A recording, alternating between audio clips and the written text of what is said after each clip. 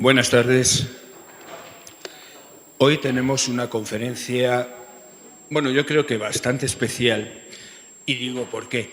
Normalmente cuando hablamos de grupos étnicos anteriores a nuestra cultura, siempre tenemos la característica de que pensábamos eso de que son gente pues supersticiosa o en un momento determinado pagana, y infravalorábamos completamente sus conocimientos.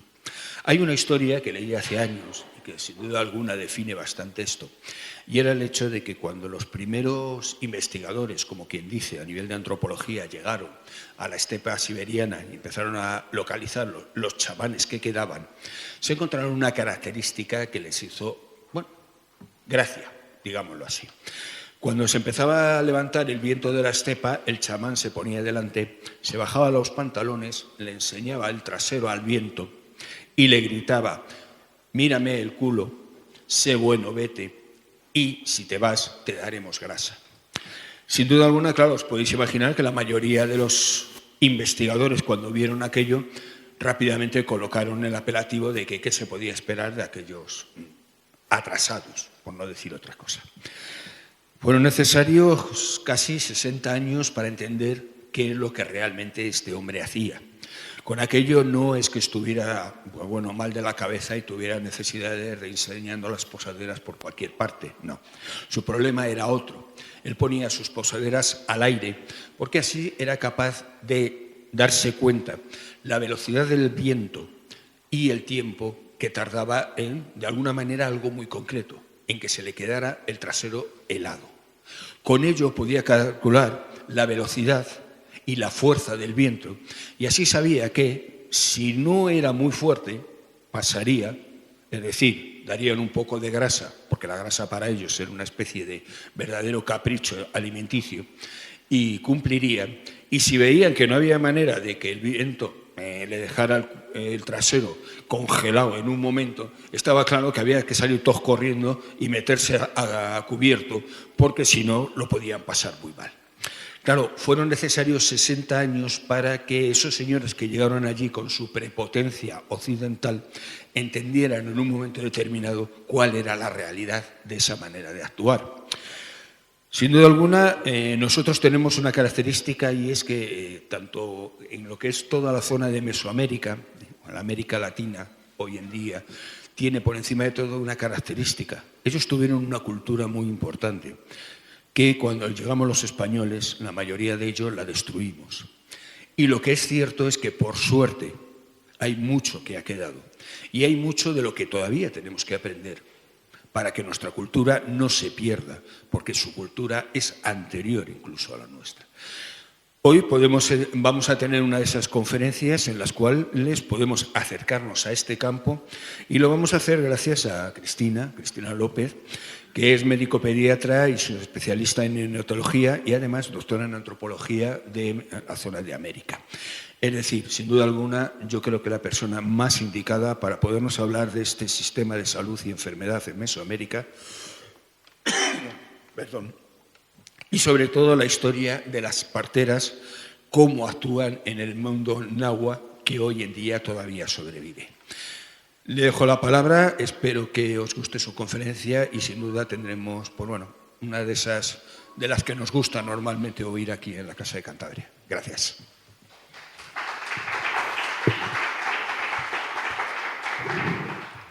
Bueno, muchas gracias, Manuel, muchas gracias a la organización que ha contado conmigo y me ha traído para este ciclo de conferencias, y espero que os sea de utilidad y que sobre todo llame vuestra atención, como en un momento determinado pues todo este mundo me la llamó a mí. Os preguntaréis qué hace un médico de tradición puramente occidental, universitario, académico, de experiencia hospitalaria y de hospital de tercer nivel, fijándose en todas estas cosas que a priori pues pueden resultar que no es ni su campo de estudios ni su proceder habitual. Yo me empiezo a interesar por estas cosas, por toda esta tradición tan opuesta a la nuestra, sobre todo a mediados de la primera década de este siglo, y a raíz un poco de ver el cambio que se está produciendo en el sistema médico occidental universitario, y es que cada vez más el médico es menos humano. La calidad humanista que nos ha un poco caracterizado siempre se va perdiendo en pos de una máxima biologización y de un cada vez menos contacto en sí con el paciente. Y a mí esto no me gustaba, yo no estudié medicina para eso, con lo cual empecé poco a poco a fijarme en tradiciones antiguas que seguían vivas hoy día y empecé a interesarme por el mundo de la antropología y en especial por el mundo de la antropología médica. Y centré mi campo en lo que es Mesoamérica y más en concreto los estudios que os traigo hoy, que fueron un poco los primeros en los que yo empecé a desarrollarme, que es la medicina indígena, la medicina en el mundo náhuatl, que es la comunidad que existía en el Valle de México, los llamados mexicas, que son los equivalentes a los aztecas, para que nos podamos entender, antes del momento de la conquista, y actualmente las comunidades nahuas del Valle de México. Vamos a ver los dos mundos, lo que es la medicina indígena precolombina y lo que es la situación actual.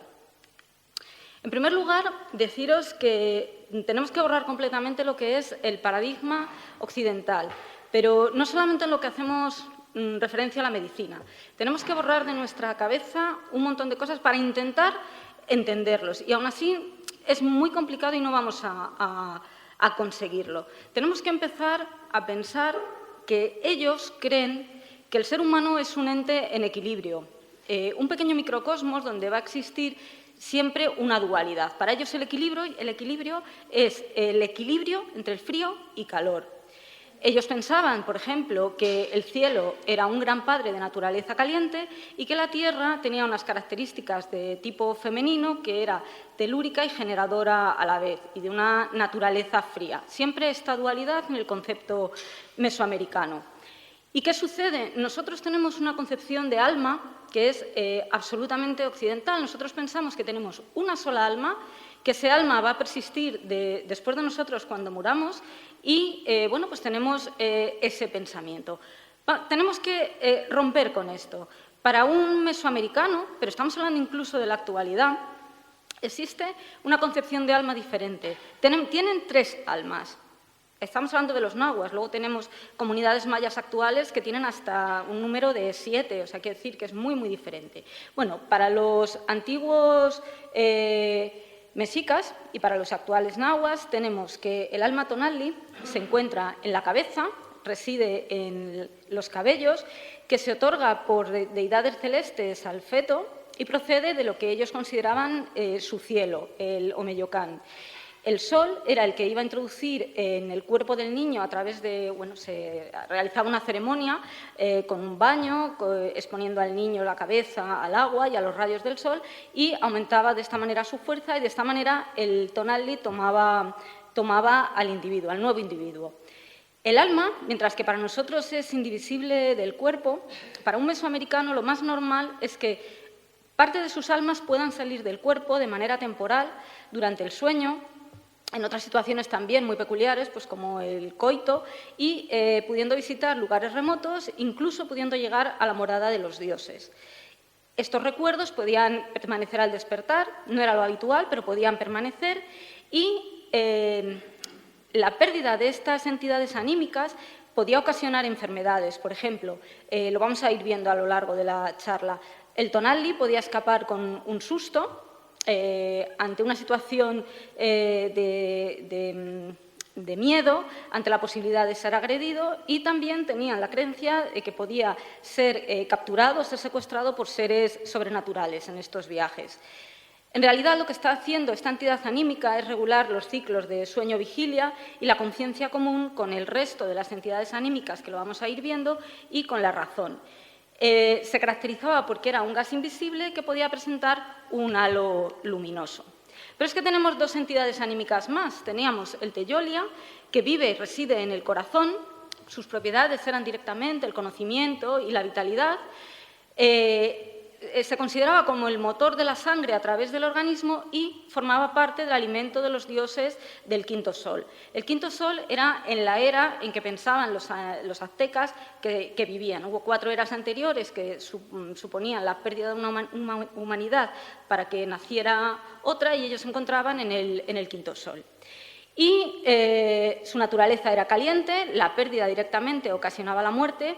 El Teiolia no tenía esa facilidad para viajar como tenía la entidad anímica anterior y también se podía dañar con transgresiones sexuales o directamente por el influjo de los hechiceros, que eran capaces de torcer el corazón y ocasionando el deterioro de las facultades mentales. Ellos, al pensar que esta entidad residía en el corazón, consideraban que, por ejemplo, el daño directo a esta entidad no... A ver, nosotros podemos pensar que cuando el corazón se tuerce, pues lo que te da es un infarto, es nuestra mentalidad occidental. No, para ellos el torcerse el corazón era perder la razón y lo relacionaban, por ejemplo, pues con crisis convulsivas. Y la tercera de las entidades, el Ijiyotl, residía en el hígado. Esta se encontraba en relación directa con el inframundo. También era insuflada por los dioses dentro del útero, cuando el feto estaba creciendo, y también existía la posibilidad de que se pudiera ensuciar, se pudiera dañar, ocasionando enfermedades en el individuo. Tenía propiedades como el vigor, la valentía, la codicia, el deseo, pasiones, sentimientos, pero sobre todo hacía relación al mundo emocional. Esta entidad es la que de manera voluntaria podía salir del cuerpo y de manera involuntaria también por desequilibrios entre la dualidad que hemos visto, el frío, calor, la enfermedad, la menstruación, excitación sexual, alteraciones emocionales y también por lo que ellos consideraban actos antisociales y el pecado. Pero esta entidad tenía capacidad directa de dañar a las personas queridas y dañar en concreto a las criaturas en el vientre maternos. Incluso a las personas que de manera voluntaria eran capaces de hacer salir esta entidad anímica de sí, se les consideraba generadores de fuerzas negativas en relación directa con lo que era la hechicería y con lo que era la posesión de otro ser humano y la posibilidad de devorar el corazón de la víctima. Vamos a introducirnos directamente en lo que serían estos conceptos nuevos de medicina que os traigo. Para empezar, sí que podemos considerar que tenía cierta base en común con el chamanismo. Sabéis que el chamanismo no viene de América, ni mucho menos, que viene de la zona de Rusia, de la zona de los tunguses, etc. No tiene nada que ver a nivel geográfico ni a nivel cultural, pero sí que tienen creencias bastante comunes, sobre todo en relación con la espiritualidad y también en relación con la creencia en un mundo paralelo al nuestro en base a que la naturaleza está viva. Por eso, ellos están creyendo en causas sobrenaturales y mágicas. ¿Qué pasa? Pues que los llamados médicos tradicionales, es verdad que para la comunidad científica llamar a estos especialistas médicos tradicionales no gusta. Para mí son médicos y independientemente de que yo tenga mi formación universitaria, esta gente ha lidiado con un sistema, entre comillas, de medicina no tan diferente. Y para mí, como os digo, siguen siendo médicos, aunque bueno, ya os digo que a la comunidad académica les gusta llamarles más sanadores, terapeutas, chamanes, etc. Van a tener unas características particulares y además no son solamente como nosotros en Occidente, yo me puedo considerar médico y ya está, soy médico y punto. No, esta gente va a tener también otra serie de características, porque van a resolver trastornos específicos, se van a encargar tanto de la cura del cuerpo como de la cura del alma. Y bueno, vamos a ir viendo cuáles son los procedimientos que empleaban, los sanadores, los hechiceros, los nahualis, que luego veremos en qué consisten. Toda esta gente era capaz de emitir augurios. Los augurios son fundamentales a la hora de establecer un diagnóstico. El diagnóstico en sí y el pronóstico basándose en los calendarios rituales, se llamaban el Tonalpowali, basados en lo que eran las trecenas. Son calendarios un poco parecidos a los nuestros, pero bueno, se cruzaban una serie de trecenas, pues cada una con un nombre de un mes, con un nombre de un dios y se daba un día determinado al nacimiento del individuo. Es muy parecido a lo que es un horóscopo. Todos estos especialistas eran capaces de alterar su estado de conciencia con psicotrópicos, pues con el peyote, con otras sustancias como el ololiuki, para viajar directamente a la causa del mal. Y sobre todo, que eran capaces de transformarse en otros seres con el fin de desempeñar sus acciones, obteniendo lo que es la categoría de nahuali. Nahuali, lo que quiere decir la raíz en náhuatl, lo que quiere decir es disfraz, transformación. Es la capacidad que tiene un individuo de poder salir de su cuerpo y coger otras categorías. No solamente en lo que sería lo físico, una transformación física, es decir, un hombre que se transforma en un animal o en un hecho meteorológico también, o en algo físico o en un vegetal, sino también es un concepto que va más allá, es algo más espiritual, no necesariamente implica una transformación física.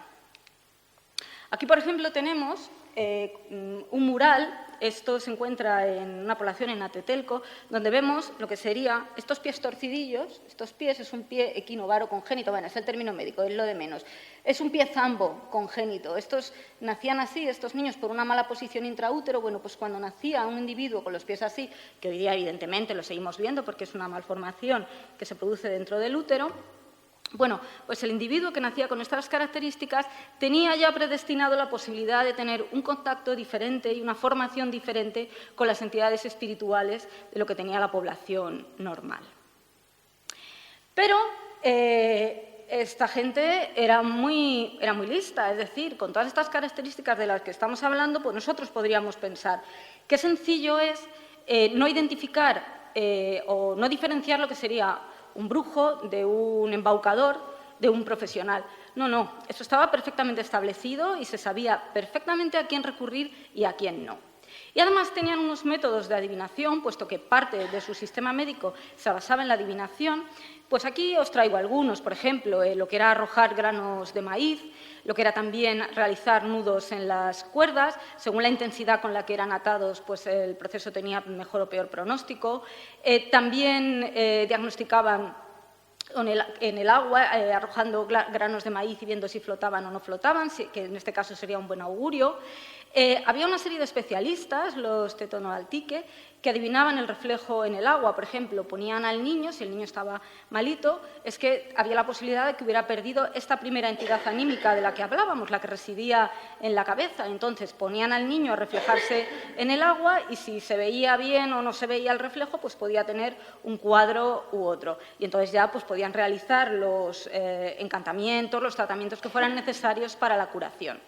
Pero también había especialistas que estaban especializados en realizar mediciones de antebrazo. Por ejemplo, el Nahualli medía el número de veces que la mano cabía en el antebrazo del paciente y con esto era capaz de establecer un diagnóstico. Es decir, que para nosotros lo que realmente estamos viendo que estaban un poco a caballo entre lo que es la medicina mágica y lo que era una medicina, como vamos a ir viendo, un poco más evolucionada. Pero ellos creían que esto era real. Y eso es importante porque vamos a ver que cuando tú crees que algo es real, tú crees en unos determinados sistemas de curación.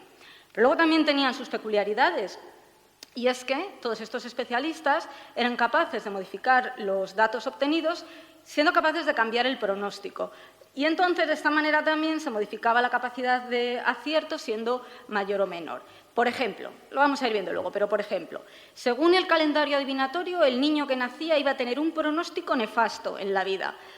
Bueno, pues cambio de arriba a de abajo el calendario adivinatorio y le cambio el pronóstico y los padres están contentos. Es decir, que de todo hay, que esto es muy similar a la vida actual. Y os traigo ejemplos, por ejemplo, lo que sería la adivinación de los granos de maíz y los frijolitos. Esto es el Códice Tudela, es un códice, no es precolombino, es inmediato, bueno, coexiste con lo que es la conquista.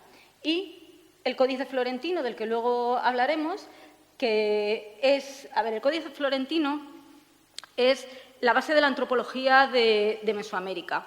Lo dirige Fray Bernardino de Sahagún a través de unos informantes indígenas, entonces está redactado en dos columnas, una columna en castellano y una columna en lengua náhuatl. Entonces los informantes, ellos van contando lo que el sacerdote le va preguntando y se va narrando de manera textual y se va dibujando.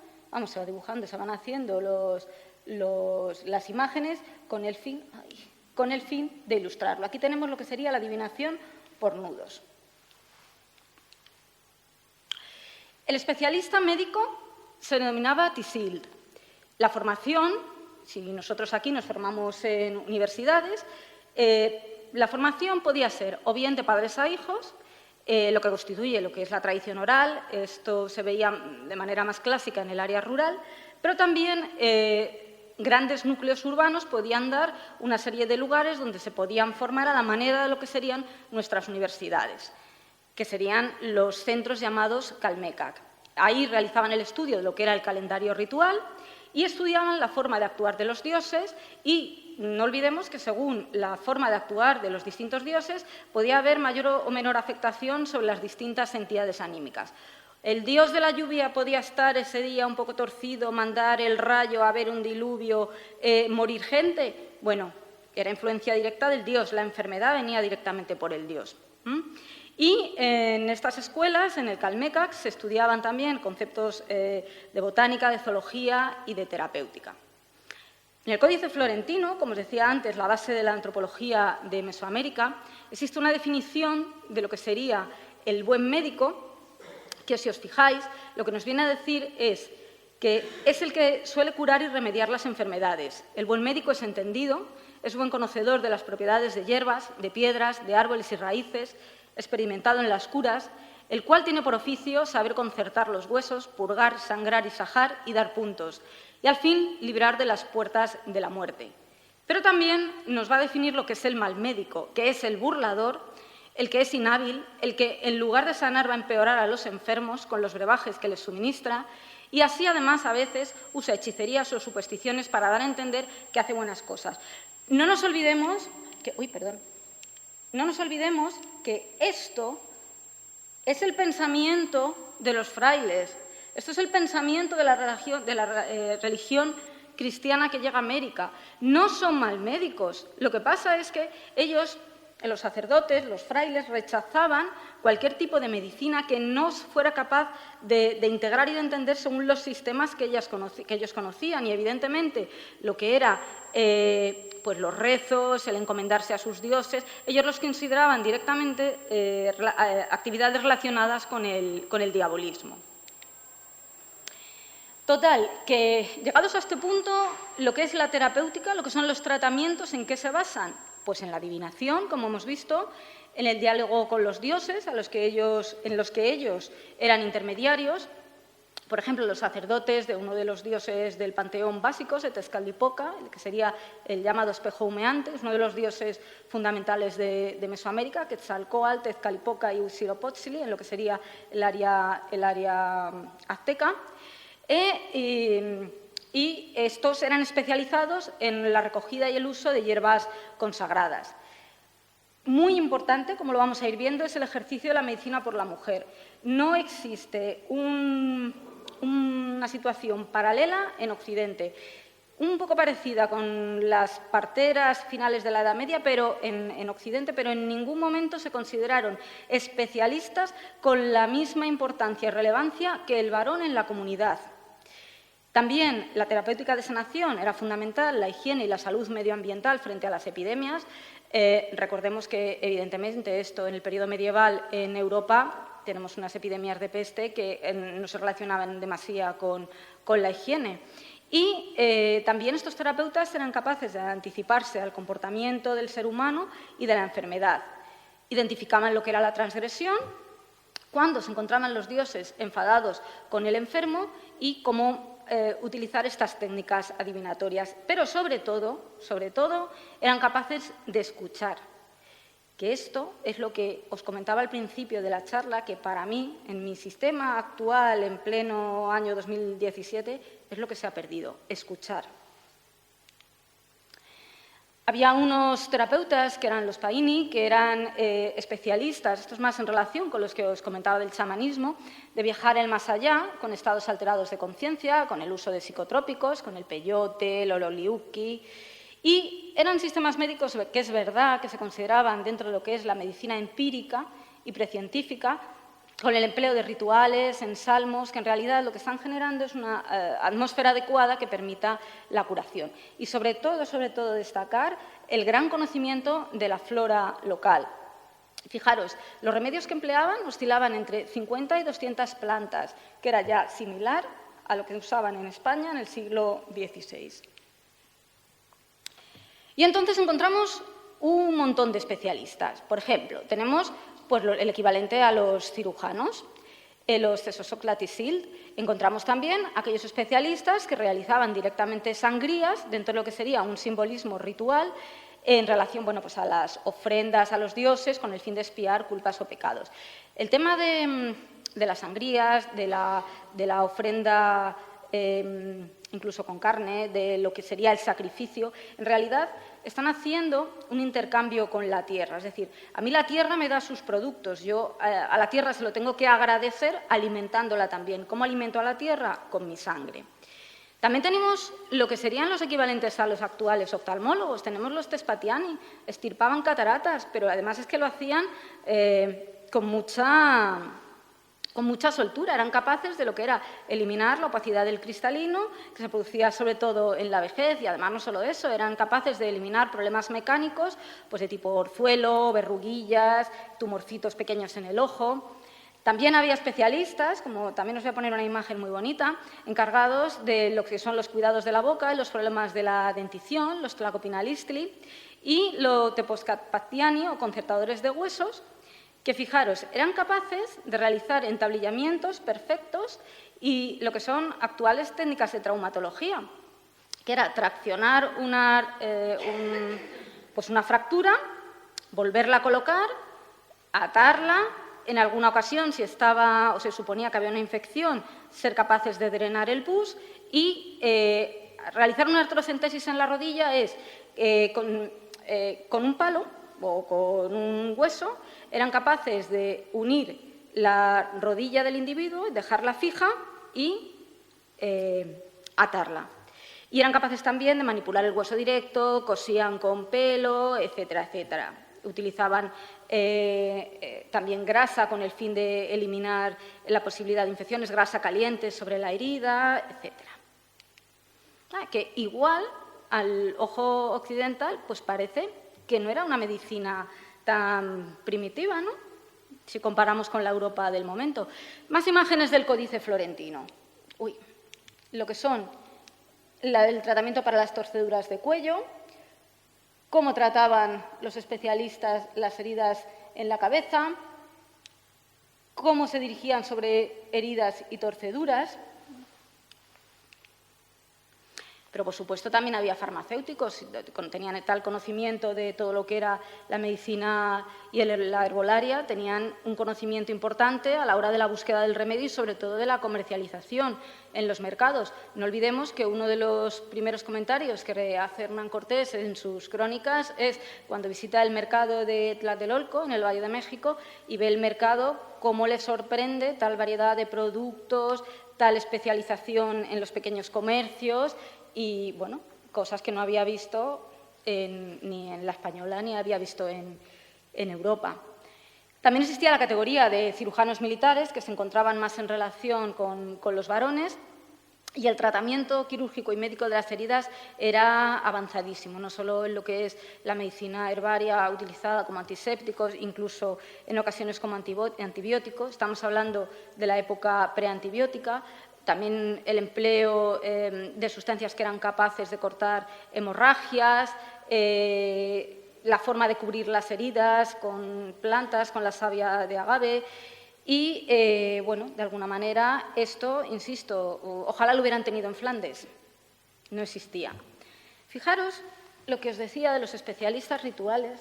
Mirar el mural de la ciencia médica. Esto está en Teotihuacán, en Tepantitla, en el propio México. Mirar esta imagen. ¿Qué está haciendo? Está abriendo la boca del individuo para realizar una extracción dentaria. Pero, como os decía al principio, hasta ahora hemos visto un paralelismo muy claro con lo que son nuestros especialistas occidentales universitarios. Y no quedaba solo aquí. Había, como os decía en un principio, especialistas en relación directa con la magia. Había sacerdotes que diagnosticaban los casos de ofensas a las deidades con esta lectura de granos de maíz. Había también las llamadas chupadoras, que eran las que se encargaban de masajear las zonas enfermas con su saliva, extrayendo pedazos de pedernal, de papel, que lo que estaban representando era la causa del mal, produciendo la curación en el paciente. Y había una enfermedad en la cual lo que se estaba perdiendo era la entidad anímica inicial, el tonalli, la que vivía en la cabeza. Esto era muy frecuente en los niños y una de las formas en las que se reflejaba, sabéis que todos los menores de 1 año, los lactantes, tienen la fontanela en la cabeza, la tienen abierta. Bueno, pues ellos reflejaban que en un bebé ya perdía el tonal y producían un hundimiento de la fontanela. La forma que tenían de curarlo era frotando el paladar blando. De esta manera lo que se hace es aumentar la presión intracraneal y la altura de esta fontanela, si tú frotas, pues iba subiendo. Bueno, estas cosas con cuidado, como iremos viendo después, pero estaba dentro de las terapéuticas de sanación, de las técnicas de sanación. En realidad, lo que se está tratando es de recuperar siempre el equilibrio perdido, de volver a la normalidad y también de tener unos remedios directos sobre la enfermedad y también indirectos sobre lo que sería la causalidad mágica y sobrenatural. Todo esto va ligado, es que no se puede separar. A nivel de la herbolaria, bueno, ¿qué vías usaban? Pues vías que se siguen usando hoy día, que son las que hay, que es la vía oral, la vía tópica, es decir, a través de la piel, y la vía anal. Había rituales auténticos con psicotrópicos para tratamiento de las hemorroides que iban por vía anal. Y fijaros los estudios actuales que hay sobre el nivel de confiabilidad en la evaluación de las plantas medicinales étnicas. Hay 118 aplicaciones médicas diferentes que se tabularon para las diversas plantas. Un 84,7% son eficaces en términos de etiología aztecas. Un 85% prácticamente de terapia eficaz. Son números muy altos, son cifras muy altas. Esto es un estudio actual basado en códices precolombinos. En realidad es una magia simpática por similitud entre alguna parte del cuerpo y la planta.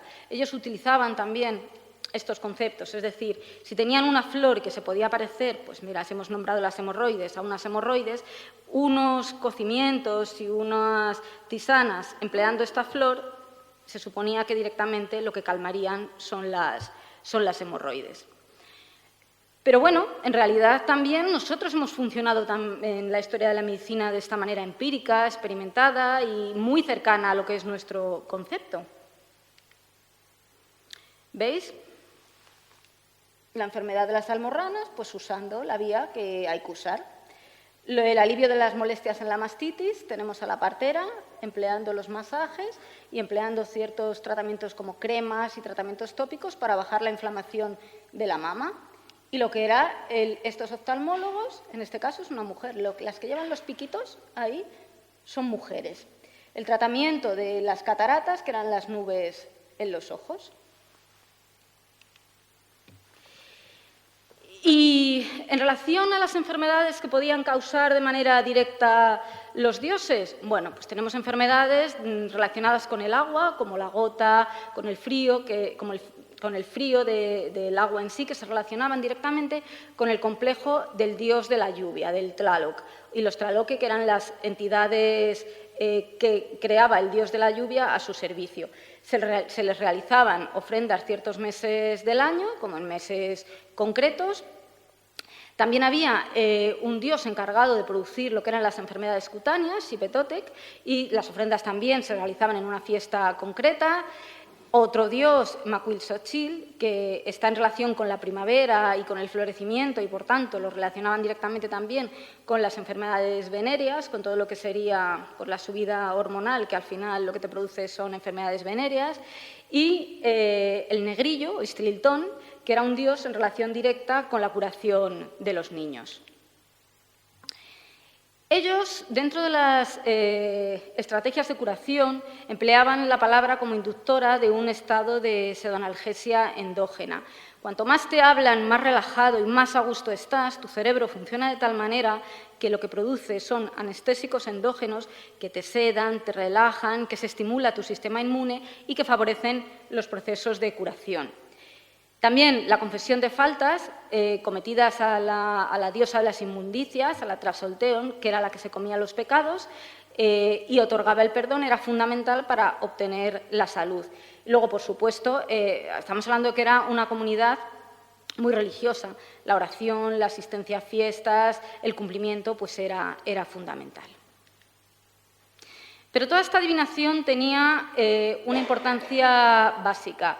Y tenemos que saber que la capacidad que todos estos seres astrales, cuerpos celestes, podían tener a la hora de producir enfermedad y de interferir en el destino, eran muy claves en esta gente. Por ejemplo, los libros de los destinos, que son también parte de los calendarios rituales y que desde luego no tienen ningún tipo de carácter médico, lo que nos van a proporcionar es información muy importante, lo vamos a ver en imágenes, sobre la anatomía del ser humano, sobre ciertas enfermedades en relación con los signos calendáricos y una separación de lo que eran las partes del cuerpo y cómo eran sometidas a fuerzas cósmicas y a energías vitales de estos signos calendáricos. Fijaros.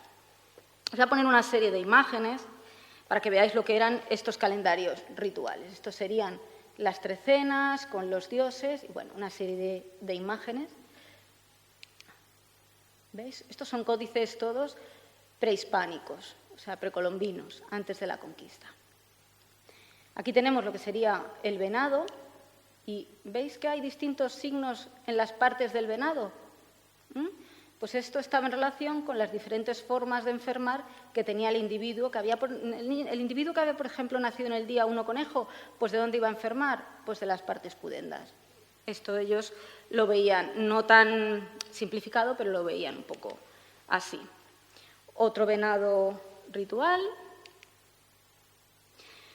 Y veis, por ejemplo, los que en función del destino del recién nacido, pues en este venado que se ve mejor, este me parece que es el Tudela, sí, pues el signo que está en las orejas será bien entendido, en los ojos serán hombres vivos y sabios, y esto va un poco descendiendo y sacando lo que es el pronóstico de vida de cada individuo que nace en un determinado día. Y ahora sí que me gustaría cambiar un poco, después de todas estas pinceladas que os he ido dando sobre lo que es la medicina precolombina, hablaros un poco de lo que sería la situación actual. ¿Qué nos vamos a encontrar cuando nosotros nos dirigimos a una comunidad indígena? Bueno, yo me centré en el mundo de las parteras, quizá porque por mi profesión, por la pediatría, por el cuidado de los recién nacidos, pues en ese momento pues me era más sencilla la aproximación. Y encontré, bueno, vamos a hacer un pequeño recorrido histórico. Las antiguas parteras, las antiguas sabias mexicas, aztecas, las titizi, son las actuales tosisihuan. Esto existe, es el término con el que se las reconoce. Yo me dirigí directamente a lo que es un centro de medicina tradicional, Masehuapactli, en una población, en Cuetzalan del Progreso, en Puebla. Las funciones de la verdadera partera, de la especialista tradicional, se definen también como las del buen médico en el Códice Florentino.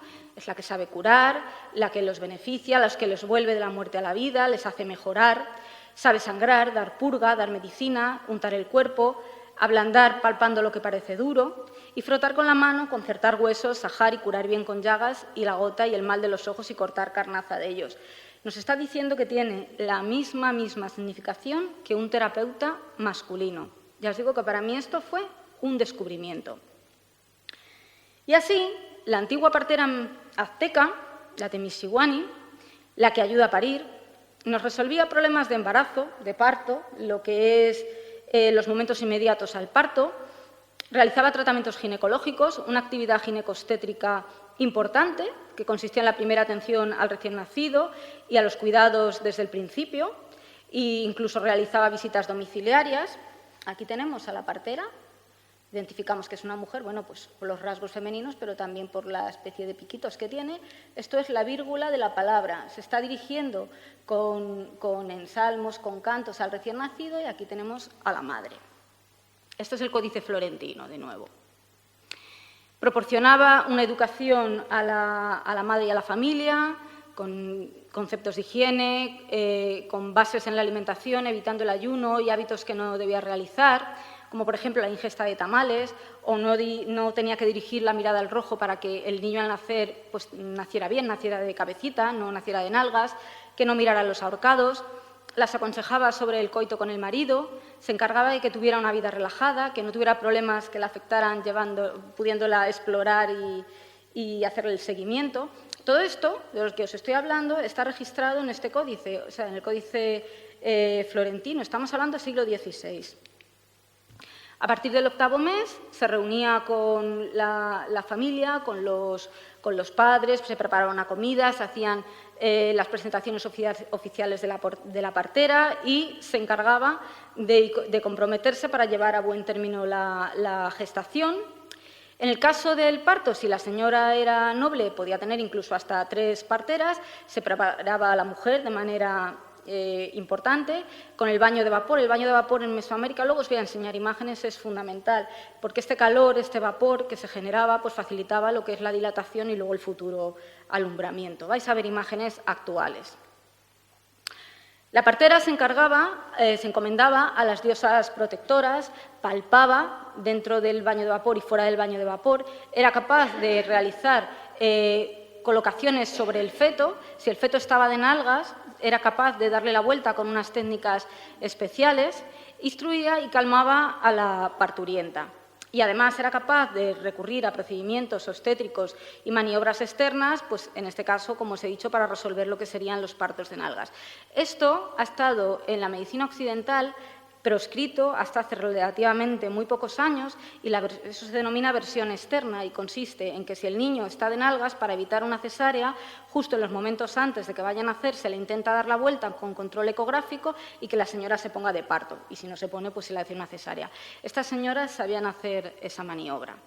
No estamos hablando de mortalidad, que pudieran tener o no, simplemente de que sabían hacer esa maniobra y en ocasiones era exitosa. En el caso de que la familia decidiera la evolución natural del parto, la partera la dejaba sola. Si el parto era muy complicado y se veía que la mujer podía morir, también se la dejaba sola. Pero, ojo, porque no era un abandono. En realidad, si fallecía, se la consideraba mujer guerrera, mujer valiente, mostihuaquetzque, que era el equiparable a los guerreros muertos en combate. Iban directamente a vivir en la Casa del Sol, teniendo la capacidad de vivir eternamente en la parte occidental del cielo y siendo consideradas como diosas. Y si el niño fallecía en el periodo de lactancia, iba a la primera mansión celestial, al Chichihuacuauco, donde había un árbol cuyas ramas daban leche y actuando él mismo como una nodriza. Y este niño luego podía volver al mundo, pues a otro vientre y volver a nacer. Era como un limbo. Parteras actuales. Bueno, en los años 70 y 80 del siglo pasado, con la entrada del Instituto Nacional Indigenista en México, se realizan las primeras convocatorias de mujeres en el ámbito rural para fomentar la capacitación como parteras. Es decir, eran parteras, pero tenían que tenerlas de alguna manera más controladas, más censadas. En los años 90 se empieza el trabajo conjunto de médicos tradicionales o terapeutas con biomédicos, que empiezan a trabajar en los llamados hospitales de campo.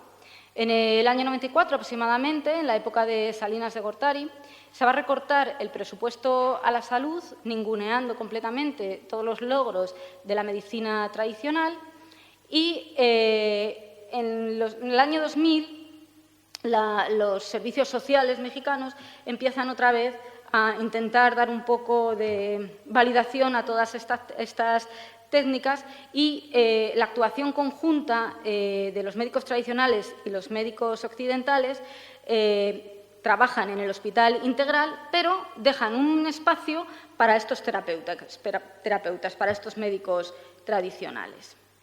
Y bueno, pues nos vamos a viajar a Cuetzalan del Progreso.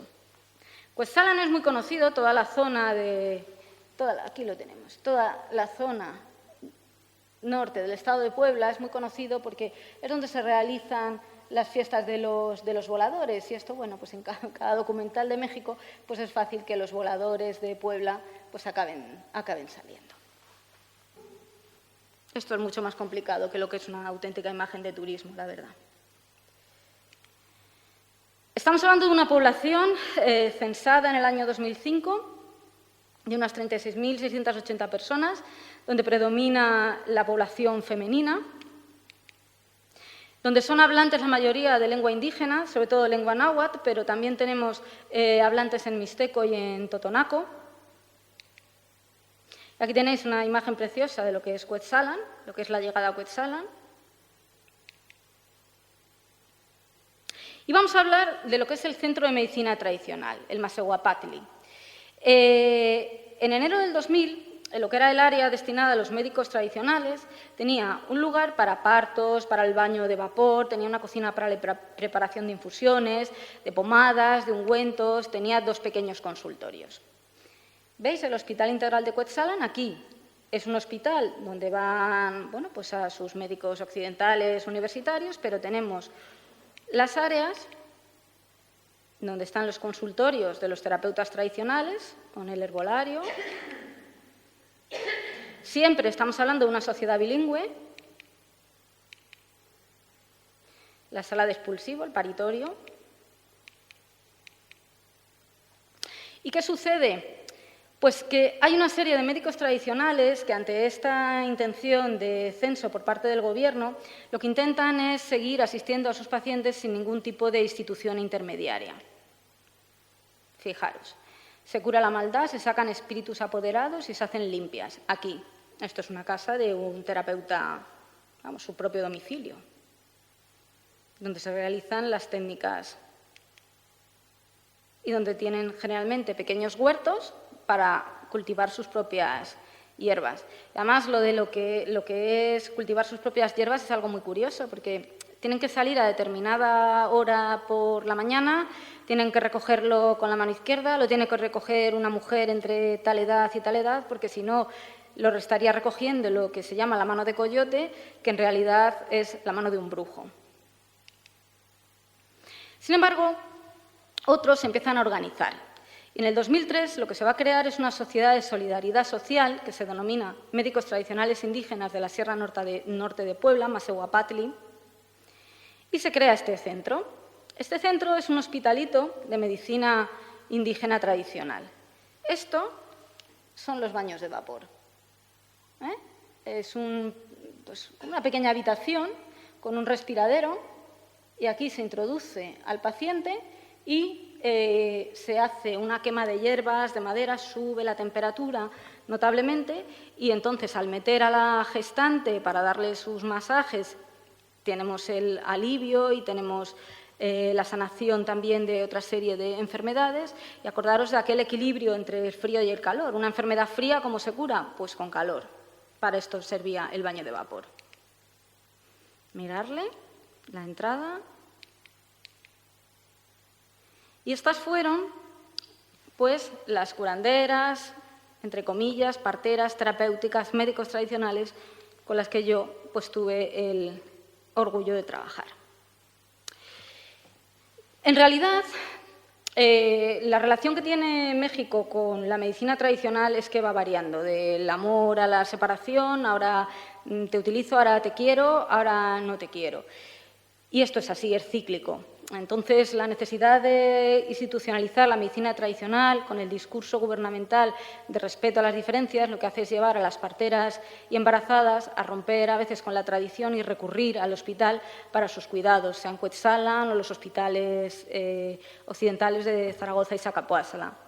El recurrir a una partera certificada en realidad tiene que ver con la necesidad de la futura madre para obtener el seguro popular. La partera tiene que llevar un registro del desarrollo del embarazo e informar de cambios y avances sin intervenir en decisiones y en cuidados durante el embarazo y el parto. A ver, estamos hablando de una sociedad rural. Esto es difícil. Estamos hablando que a veces en la montaña, a la hora de hacer un parto, la señora que está en la montaña no va a llegar al hospital y la única que va a llegar, porque ya os digo que lo que no llega es la ambulancia, va a llegar la partera, que es capaz de recorrer hoy día, pues no sé, a lo mejor 20 kilómetros andando durante la noche para asistir a una embarazada. Pero sí quería hacer un hincapié antes de seguir, y es que a la hora de lo que es hoy día este tipo de medicina, tenemos que hablar de los factores de filiación cultural. Son factores que se encuentran relacionados de manera directa con la tradición, que pueden tener una importancia idéntica o superior a la hora de emitir lo que es un diagnóstico o de pautar un tratamiento. Esto en realidad es la importancia de ciertos fenómenos naturales y sobrenaturales, que eran aquellos conceptos mágicos que hemos visto de la propia mentalidad indígena. Por ejemplo, hoy día, si se visualiza un eclipse, el niño puede nacer con el labio leporino, con el labio hendido. Entonces, el terapeuta lo que necesita es tener cercano a la mujer un paño de color rojo para intentar contrarrestar los malos aires que se van a generar durante el mismo. Y después el tratamiento se continúa con una barrida literal de hierbas aromáticas. Los antojos, pues los antojos son secundarios a la mala alimentación y al desarrollo malo del embarazo. ¿Por qué? Pues porque se les pega la comida a la olla y el niño, en este caso, puede no salir porque se queda directamente pegado. ¿Veis? Que son factores muy en relación con la magia. Pero es que esto, si existe esa creencia, si ellos se lo creen, os aseguro que de esto se enferma.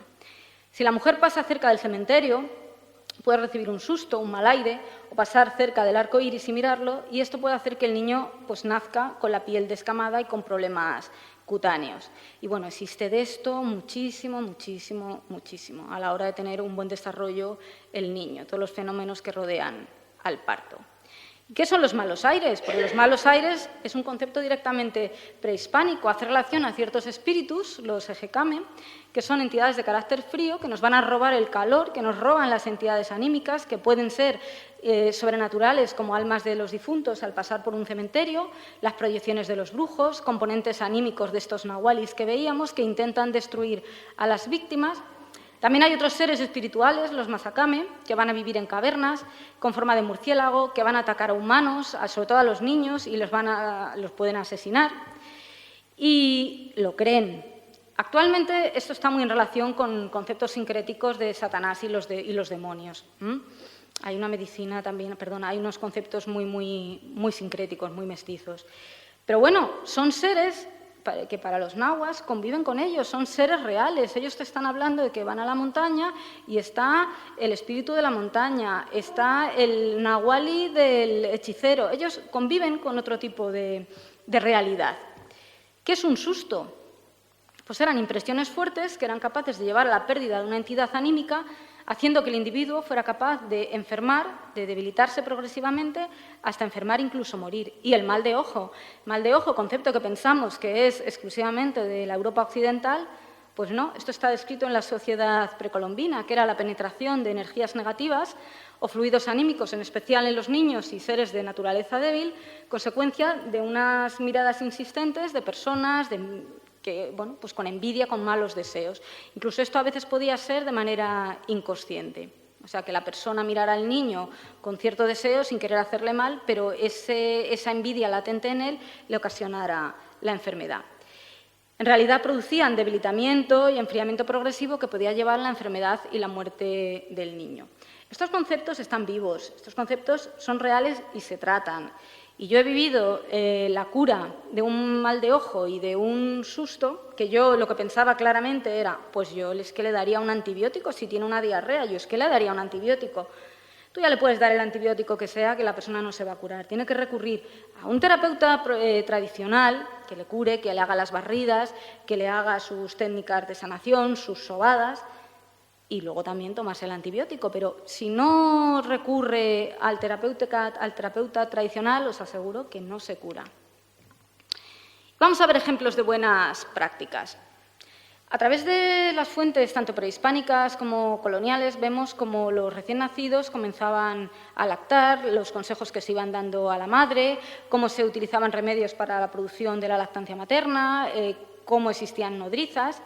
Y se describen desde época de la colonia, en el vocabulario de Alonso de Molina, de un fraile que se dedicó en el siglo XVI a recoger todo el vocabulario náhuatl, y sus equivalentes en castellano. Bueno, pues ya tenemos conceptos como los niños de teta, que equivalen a los términos de hoy día de lactante. Veis que tenemos unas láminas del Borgia, precolombino, donde la importancia de la lactancia en las diosas y su descendencia es clara y fundamental. Incluso aquí es la alimentación de los dioses de las aguas representado por un pescado. Seguimos viendo figuras femeninas amamantando en relación sobre todo con lo que sería la fertilidad. Son diosas en relación con la fertilidad directa. Son la diosa de las inmundicias y de la confesión, que sería Tlasolteol, Chachilicue, que es la diosa de los ríos, de las aguas, y Xochiquetzal y Mayahuel, que son diosas en relación con la fertilidad, con la tierra, con el florecimiento, la primavera. ¿Veis los alivios de la mastitis que os lo enseñaba antes? Cómo se estimulaba la lactancia con plantas, con raíces concretas, cómo se curaban con ciertas hierbas aplicadas sobre la hinchazón, descrito en el siglo XVI. Se describía, por ejemplo, que el dar de mamar empezaba pues, en las primeras 24-48 horas y solamente que no se pudiera, pues se podía contar con las nodrizas. Que no había leche, se administraba una infusión de una planta concreta, la Siguapatli, y zumos determinados para intentar volver la secreción láctea. Os recuerdo, siglo XVI. Vamos a comparar un poco con Europa y a lo mejor se nos cae un poco la venda de los ojos. El destete a los 2 años se celebraba con una fiesta importante. En el área maya podían llegar incluso hasta los 3 o 4 años. Y Fray Diego de Landa, no sé, pequeña anécdota, es el que destruye todos los códices mayas en un gran incendio. Pero bueno, también el hombre tuvo sus cosas buenas y, aunque se cargó la cultura maya, pues fue capaz de describir frases como esta. Mamaban mucho, aunque fueran de 3 a 4 años, criábanse los 2 primeros años lindos y gordos. Joder, esto para un pediatra es oro. De verdad. ¿Qué os decía antes de un árbol donde los niños de pecho, si se morían, iban? Mirad, estos son tetillas eternas, el Chichihuacuauco, donde los niños se enganchaban, estaban en ese paraíso maravilloso y cuando les tocaba volver a la vida, pues volvían. Más fuentes coloniales, donde está toda la terapéutica herbaria, pues tenemos el Libellus de Medicinalibus Indorum Yerbis, por Martín de la Cruz. Bueno, anécdota, es un libro donde se relatan pues, todos estos usos de lo que es la herbolaria. También Francisco Hernández, que era el protomédico de la colonia, pues dentro de los remedios dirigidos a las gestantes, a las paridas, a los niños, pues bueno, podemos ver que tiene auténticos capítulos dedicados a todo esto, a lo que es la producción de la leche, del apetito del niño, el que el niño no se desnutra, el que tenga una buena gestación. Hernando Ruiz de Alarcón, en su Tratado de las Supersticiones, siglo XVII, tiene capítulos enteros dedicados a la mujer, en concreto a la parturienta, y describe lo que son los males y enfermedades que van a proceder de los amores ilícitos, que son el complejo de las enfermedades de la basura, que están en relación con la desnutrición en los menores de 1 año en relación a la pérdida del alma tonali y también por la pérdida de esta entidad anímica que hablábamos, la que vivía en el hígado. Pero es que esto, hoy día, está en relación con los aires de la basura. Los aires de la basura, esto es una niña con una desnutrición severa que tiene una enfermedad, que tiene el tlasol. Entonces, bueno, esto es lo que hay. O sea, que donde se mezcla la tradición y la cultura, bueno, a veces también lo que está es el hambre. El vocabulario de Molina, con todos los términos de este noble franciscano que recogió las palabras y los términos del vocabulario náhuatl en el siglo XVI, todo lo que está dedicado a la lactancia. Alonso de Zorita, en la breve y sumaria relación de los señores de la Nueva España, donde va a reflejar ya la importancia de la figura de la nodriza en las sociedades de los aztecas, donde cómo les daban la importancia, que incluso también era un criterio de buenas prácticas y de importancia social. Esto luego vais a tener el texto, o sea, no os voy a leer un texto ahora mismo del siglo XVI, lo vais a tener en Internet. Y en el siglo XVIII, el padre Clavijero comentaba que todos los niños se alimentaban al pecho de sus propias madres y que ni siquiera las reinas se dispensaban con su grandeza de criar ellas mismas a sus hijos. Estamos hablando de América. Esto en Europa vamos a ver que era radicalmente distinto. ¿Por qué? Porque en la Europa del XVI al XVIII la figura de la nodriza, aunque está muy imbricada en la sociedad, se va a ir perdiendo. Y además predomina entre mujeres de clase elevada y en ocasiones entre mujeres trabajadoras. Pero a finales del XVII, los médicos en sus tratados lo que van a comenzar es a criticar todas estas prácticas por poco saludables. Esta figura se pierde. Pero en la sociedad novohispana, ¿qué sucede? Pues que se va a prolongar en realidad hasta la mitad del XIX. Se consideraba un uso bueno, habitual, tanto en familias de clase media como clase alta, y es verdad que la mayoría eran nodrizas indígenas y de raza negra. Y claro, la nodriza, cuanto más nutrida, más hermosa estaba, pues era más cotizada. ¿Qué pasa en el tiempo? Pues que Fernando VI en España hace las normas para que el protomedicato, que era la estructura médica fundamental en España, controlara y examinara tanto a las parteras como a los cirujanos que querían dedicarse a la actividad obstétrica, es decir, pone límite a lo que eran las parteras en Europa y empieza a poner límite a las parteras en América, que la Escuela de Anatomía, Práctica y Operaciones del Hospital Real de los Naturales en México a principios de 1770 empieza a llevar prácticas de obstetricia y empieza a ser enseñada como tal en México como especialidad.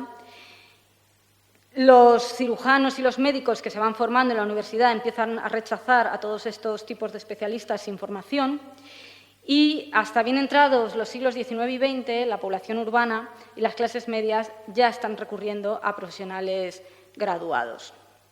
Y en México, pues es que se sigue la misma tendencia, un poquito más con un decalaje en el tiempo, en el área urbana. Pero ¿qué pasa en áreas donde la medicina tradicional, las parteras rurales y el indigenismo está vivo? Son sociedades vivas.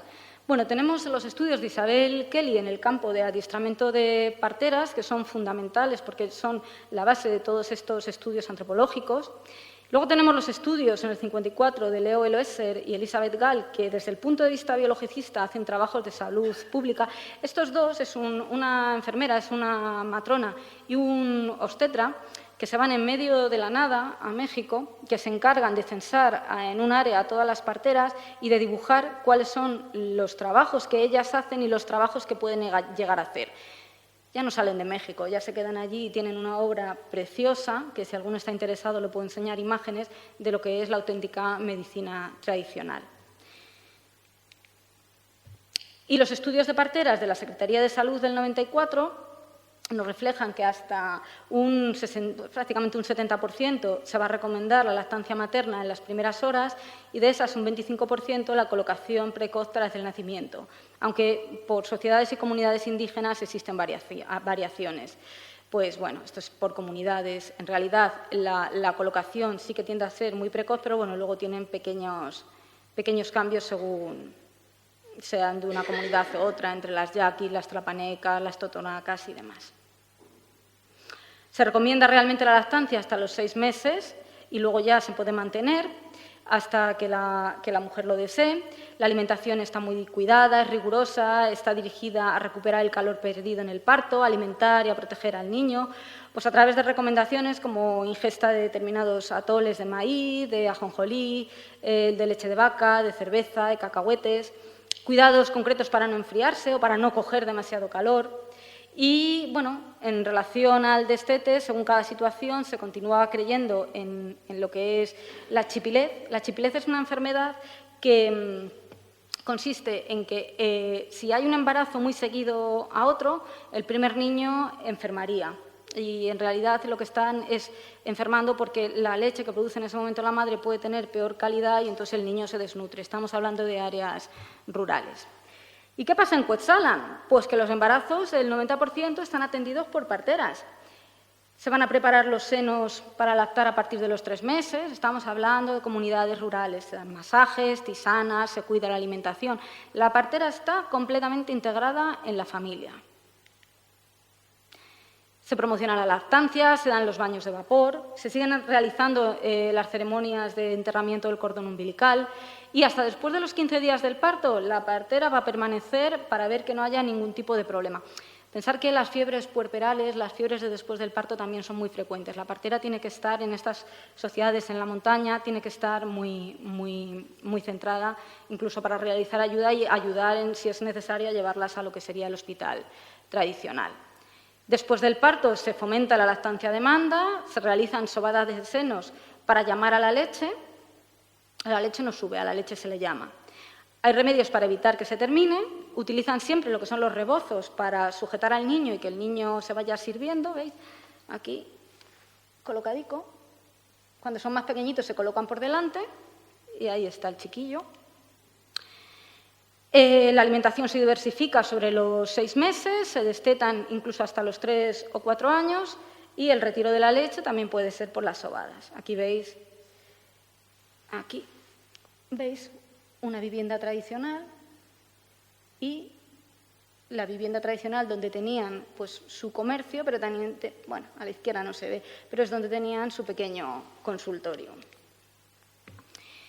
¿Y esto qué fomenta? Pues una serie de lazos sociales que son indiscutibles e innegables. En sus palabras, si es mi hijo, mira cómo le doy de comer.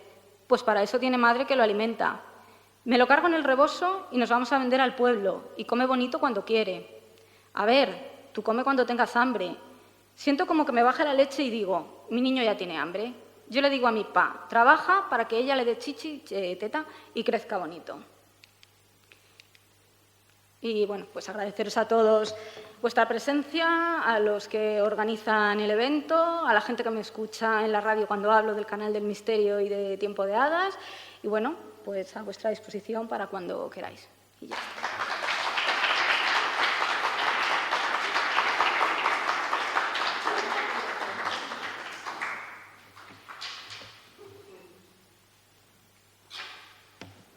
Bueno, tenemos un poquito de tiempo, si queréis, para alguna pregunta. Bueno, aprovechando que lo tengo ya en la mano y mientras os vais animando, me ha parecido muy curioso porque la mayoría de los planteamientos que has hecho son los mismos de la medicina tradicional china. Con lo cual, evidentemente, la creencia y la medicina es semejante en casi todo el mundo. Es una cosa que me ha parecido francamente interesante y luego, bueno, la medicina tradicional china tiene otras características basadas en el taoísmo, pero eso ya, sin duda alguna, es otro elemento aparte, ¿no? Pero hay una gran diferencia, o sea, semejanza en la mayoría de los planteamientos que nos has contado. ¿Tenéis alguna pregunta?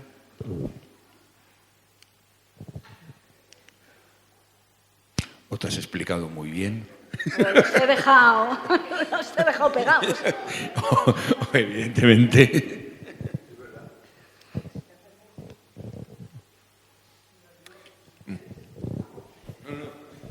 Me extrañaba, pero bueno. Bueno, me ha encantado la conferencia, muchísimas gracias. No es una pregunta, sino es contarte una anécdota de algo que tiene que ver con el tema.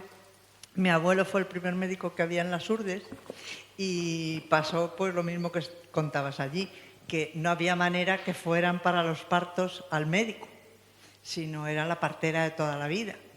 Entonces la única manera fue pactar con ella que si no había problemas ella atendía y ya estaba. Pero si veía que se le iba de las manos y había peligro para la madre o el niño, ella le avisaba.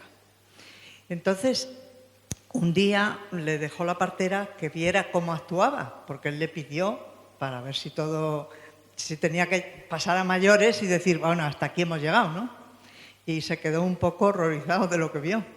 Cuando ya empezaba el parto y no había manera, la partera se sentaba encima de la señora, no se lavaban el pelo en las Urdes, como te puedes imaginar, en los años 20-30, llevaba un moñete de esos grasosos, entonces se quitaba las horquillas y una vez que estaba encima, el final del pelo lo metía en la boca de la mujer y con las arcadas ayudaba. Ese era el método.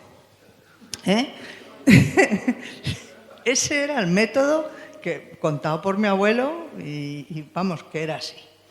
Y, por ejemplo, una vez un señor que luego, cuando nació, hubo problemas gordos, estuvo 2 días de parto la madre y entonces ya la partera desesperada le llamó y en ese momento pues él estaba cazando por allí, no tenía nada, lo metieron a la mujer porque la cama era de pajas y claro, no podía ponerse de parto allí porque era peor y entonces la puso en una artesa y le hizo la cesárea con un cuchillo de cocina. Yo he conocido a ese señor, por descontado, sin anestesia.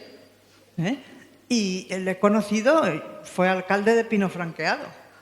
Se llamó Alfonso Nonato, Alfonso porque el padrino fue Alfonso XIII y Nonato porque mi abuelo le nació, el niño no nació. Entonces, pues te digo que hace 100 años casi, pues estábamos parecidos. Y luego otra cosa que también me has traído a la cabeza, sobre las nodrizas, que yo he conocido señoras que eran nodrizas, te estoy hablando de los años 50, que dejaban a sus hijos en la inclusa para poderse ganar la vida con la teta. Y había un edificio que todavía está, aunque ahora tiene una función social de otro tipo, que era la Gota de Leche en Tirso de Molina, y yo he visto ahí contratar. Iban a vender la leche, pero también contrataban las familias a las nodrizas. Entonces, la mayoría de los casos no era porque la madre no podía, sino porque estaba socialmente muy bien visto que no se diera de mamar, porque eso era una vastez.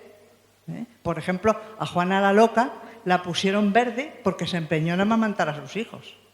Eso no lo debía hacer una reina. O sea que las ideas de lo bueno y lo malo de la lactancia pues van variando a lo largo de la historia. Claro, y luego es que todo hay que aplicarlo también en lo que es el contexto. O sea, primero hablamos de sociedades tremendamente rurales. Sociedades rurales que no se nos olvide que a 20 kilómetros de Madrid tenemos situaciones parecidas a lo que es esto de lo que yo estaba hablando. Y en realidad, todo lo que son los conceptos y todos los factores de filiación cultural que os decía es que es muy importante porque es que lo creen. Si tú crees que algo te enferma, ya te pueden dar lo que sea, que si no te curan el origen, a ti no te van a curar. Y en realidad eso está dentro de nuestra cultura y dentro de nuestra formación más básica desde niños. Y en realidad es renunciar en parte a nuestra cultura con todo este biologicismo, toda esta tecnificación. Hay que adecuar, por supuesto, las cosas a los tiempos. A ver, no vamos a hablar en una sociedad donde hoy día, por Dios, tenemos los bancos de leche y las donaciones y los cuidados del gran prematuro. Hombre, no podemos hablar de nodrizas, es que ni siquiera es higiénico. Hay que trasladar las cosas a su momento. La España de los años 50 fue una España muy dura. Es que tenían que tirar de lo que hubiera. Y estas sociedades, pues pasa exactamente lo mismo. ¿Qué vas a hacer en una zona donde no te llega una ambulancia medicalizada? Y además, el gobierno no te lo reconoce. Si tú reconoces tus defectos, estás reconociendo tu pobreza. Y entonces no te lo va a reconocer nunca. Te va a hablar de un sistema de salud perfecto. Mentira, mentira, porque la que sube con el fardillo es esta señora y en ocasiones esa señora lo que tiene son 50 años que son equivalentes a 70 de los nuestros. Entonces, bueno, es un poco también un homenaje con la sociedad en la que yo me moví. Yo vi cosas que porque lo vieron estos ojitos y no me las cuentan y he hecho una carcajada, pero las vi y las viví. Y es una pena porque os traía un vídeo, pero él no ha sido capaz de meterlo. Pero bueno, eso ya lo colgaré.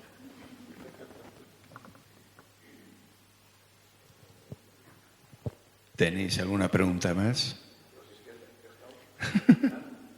No. Bueno, pues...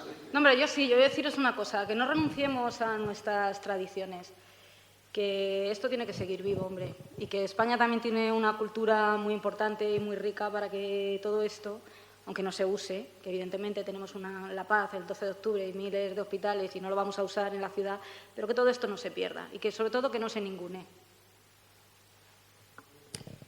Bueno, pues entonces daros las gracias por haber venido y darle las gracias a Cristina, que creo que bueno, poco hay más que decir de la conferencia que nos ha dado, que sin duda alguna nos ha abierto un poquito más la vista de aquello que siempre consideramos como antiguo, como superstición, como paganismo, como cosas de esas raras y que creo que todavía tenemos mucho que aprender de ellos. Gracias.